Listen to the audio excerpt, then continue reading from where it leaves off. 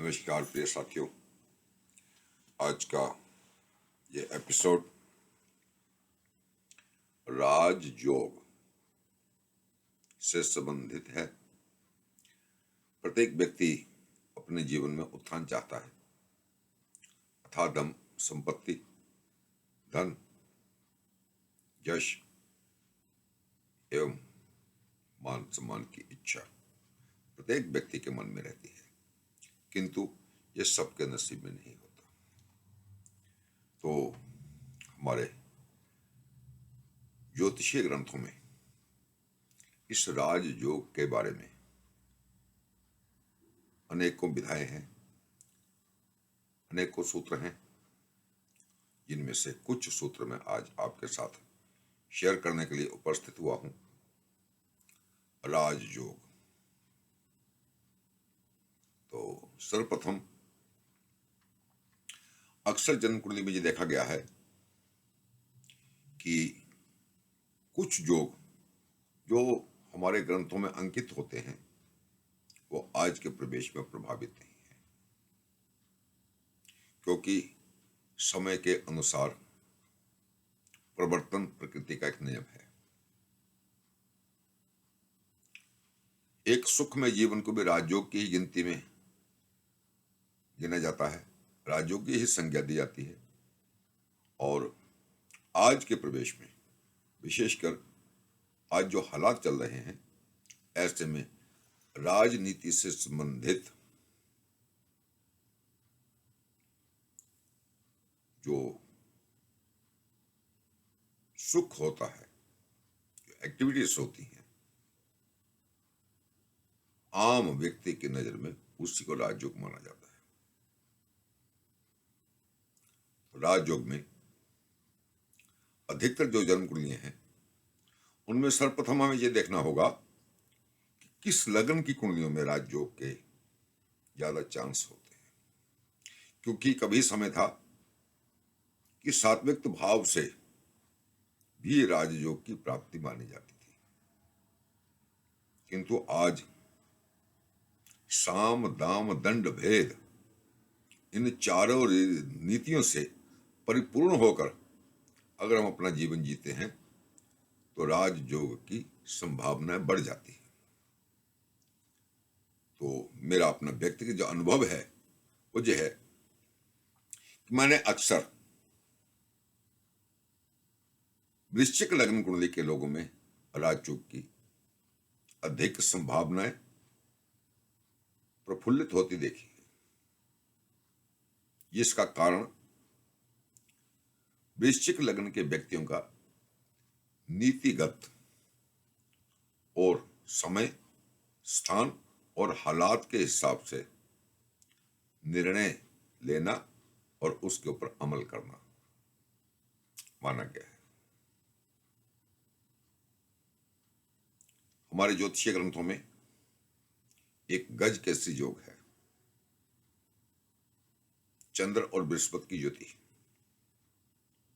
चंद्र और बृहस्पति की युति से भी एक सौख्य जीवन, एक रिलायबल लाइफ होती है, अच्छा जीवन होता है, किंतु उसमें अथाह धन,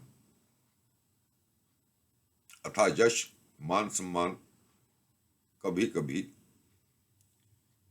वो युति किस भाव में बन रही है उसके अनुसार नहीं प्राप्त हो पाता।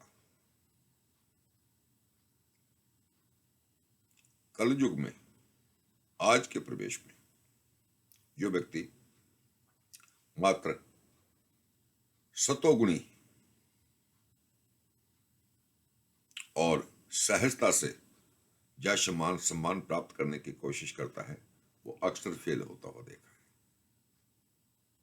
एक रिलायबल लाइफ तो हो सकती है बृहस्पति चंद्र की युति से गज के संयोग, जबकि आदिकाल के ग्रंथों का हम अध्ययन करें, आदिकाल के राजाओं महाराजाओं के जीवन और उनकी जन्म कुंडली को देखो तो गज केसी योग जहां होता था, गज केसी का मतलब कि हाथी और उस पे झंडा, किंतु आज के प्रवेश में हम इस योग को उस स्थिति में लाकर देखते हैं तो अक्सर जो महसूस होता है, अक्सर जो पाया जाता है कि एक रिलायबल लाइफ तो है, किंतु वो लाइफ नहीं है जिसमें कोई भी व्यक्ति अपने आप को सम्राट या राजा या एक राजशाही परिवार से रिलेटेड अपने आप को महसूस कर सके। आज शनि से राजयोग, मंगल से राजयोग बन रहा है। नीतिगत निर्णय देने वाला वृश्चिक लग्न के लोगों में अक्सर जो कैपेसिटी होती है कि वो नीतिगत निर्णय लेते हैं। और दूसरी बात कि राजयोग का कारक आज के प्रदेश में सबसे अधिक प्रभावी राजयोग जो है वो शनि के कारण अक्सर लोगों को मिलता देखा है। दसम और एकादश भाव का स्वामी शनि कहीं भी केंद्र में होकर बैठा हो तो राजयोग का कारक बनता है।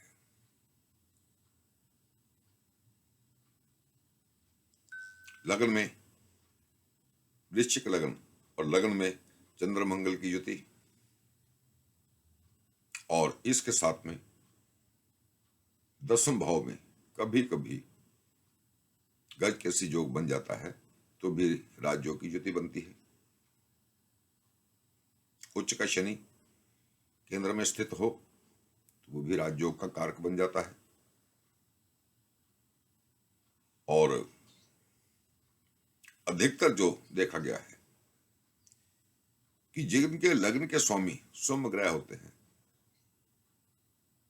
जस्ट लाइक बृहस्पति, बुध, उनके भाग्य में राजयोग कम देखा गया है। सिंह लगन, कर्क लगन, इनमें भी राजयोग के चांस कम होते हैं। कारण कर्क लग्न के व्यक्ति एक इमोशनल भरी जिंदगी जीते हैं।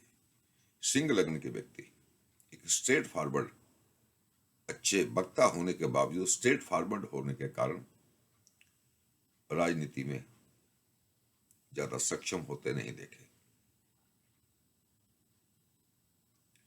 मिथुन लग्न की कुंडली, क्योंकि हाथ, पैर, दिमाग, दिल, अगर आज के प्रवेश में सभी चीजें एक्टिव हैं तो राजयोग के चांस बनते हैं।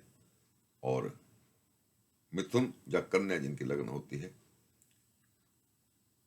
वो वैचारिक विचारों से चंद्रमा पर भ्रमण करने की सोच रखते हैं, किंतु प्रैक्टिकल में नहीं होते और उस स्थिति में भी राजयोग के चांस कम होते हैं।